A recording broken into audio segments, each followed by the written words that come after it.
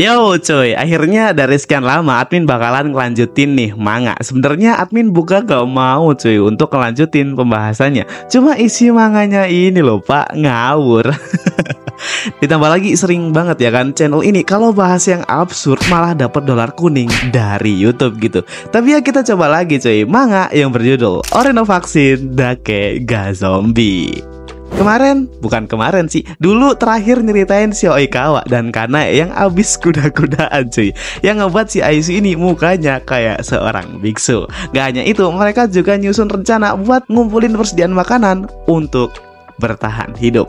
Dan sekarang di pagi hari diawali dengan Aisu yang mencium bajunya yang ia kenakan. Dan ya kalian bayangin sendiri lah, yang ngebuat si Aisu ini meminjam pakaian dari si Kanae. Di sini ada scene Aisu dan Kanae ganti baju cuy. Cuma ya gua skip lah ya. Tapi di sini kita tahu walaupun Aisu ini kelihatannya ramping, tapi pulen juga cuy. Setelah pikir panjang, Aisu ini nggak jadi ganti baju cuy, dan memilih untuk mencuci bajunya yang lama. Dan saat ia akan mencucinya, ada pistol yang terjatuh dari pakaiannya. Kanae yang melihat itu terdiam sejenak, dan Aisu mencoba menenangkan Kanae kalau pistol tersebut udah kehabisan peluru. Karena mereka udah siap, dimulailah ekspedisi pencarian makanan untuk mereka bertahan hidup.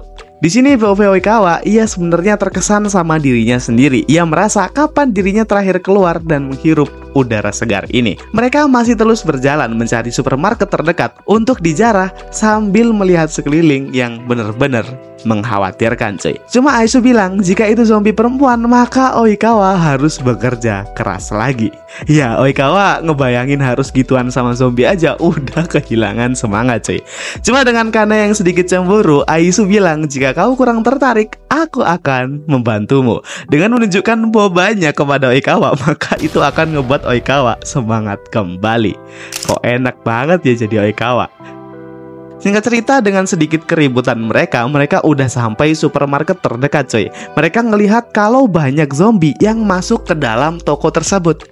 Saat dilihat dengan teliti, ternyata ada seorang cewek yang berusaha untuk bertahan dari serangan para zombie.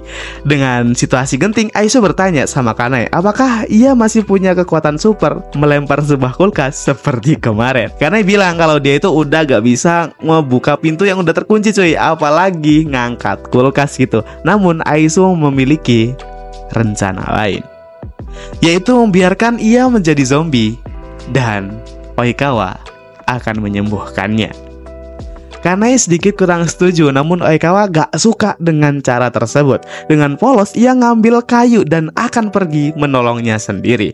Namun dihentikan sama Aisu cuy, karena itu adalah tindakan yang sia-sia. Cuma Oikawa dengan tegas bilang kalau setelah ia melihat dan membiarkan manusia menjadi zombie, Johnny-nya nanti gak akan bisa tegang cuy. Iya juga sih, walaupun agak aneh tapi ya itu masuk akal juga buat jadi alasan Oikawa. Dengan demikian Aisu ngerubah rencananya. Karena misinya sekarang nyelamatin cewek tersebut hidup-hidup ya kan, maka ia akan melakukannya di garis depan. Secara sigap Aisu langsung melempar batu ke kaca toko tersebut dan memecahkannya. Sembari ia berpikir bersama Oikawa, ia akan menyelamatkan dunia.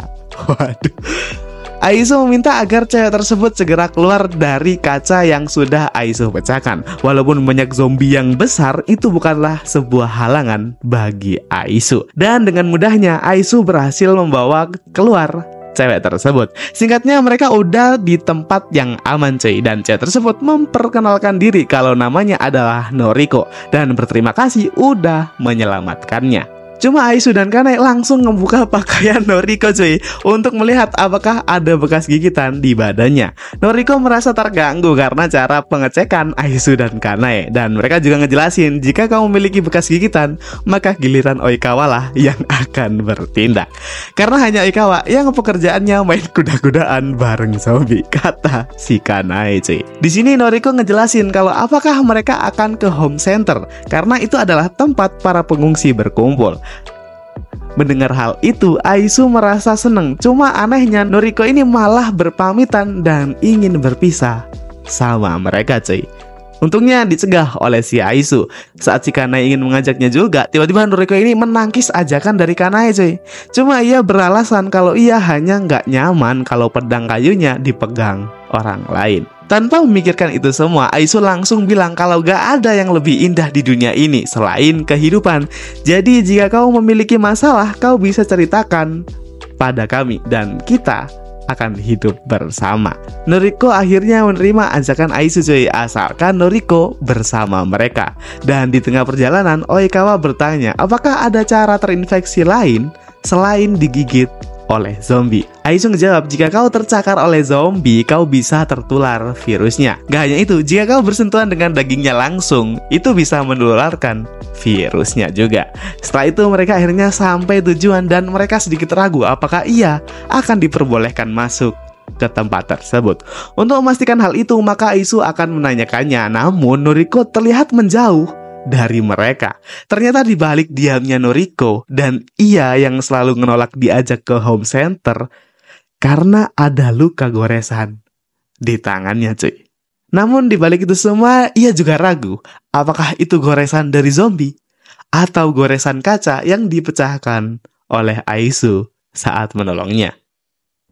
Karena Aisu nggak tahu akan hal itu, si Aisu menyuruh untuk tetap di sini sebentar serta bertanya apakah ada orang jahat di sana. Noriko masih terdiam, cuma Aisu bilang kalau memang ada, tenang aja. Firasatku bilang kalau kita pasti menang. Tanpa pikir panjang mereka langsung ke home center tersebut. Namun sewajarnya di tengah wabah zombie ya kan, semua orang waspada sama orang baru. Mereka dicurigai kalau mereka udah terinfeksi virus zombie gitu cuy. Cuma di sisi lain sebenarnya mereka juga pernah terinfeksi kan. Cuma bisa sembuh gara-gara Oikawa dan alasan itu gak mungkin dong bisa diterima dengan mudah. Lalu secara tiba-tiba ada seorang yang disebut sebagai profesor sama orang-orang di sana menghampiri mereka berdua. Mereka bertiga. Singkatnya, Aisu berhasil menceritakan keadaannya kalau mereka bertiga bertahan hidup di apartemen dan mengandalkan makanan yang ada. Dan kini bahan makanan mereka habis dan terpaksa untuk keluar dengan harapan bisa menemukan makanan untuk mereka bertahan hidup. Dan dengan pertimbangan panjang, profesor tersebut mengizinkan mereka untuk melihat tempat tersebut dengan harapan mematuhi peraturan yang ada. Cuma hanya 2 orang yang boleh masuk dan Kanae harus menunggu di luar. Apa sebenarnya yang ada dalam ruangan tersebut dan kenapa Kanae harus menunggu di luar?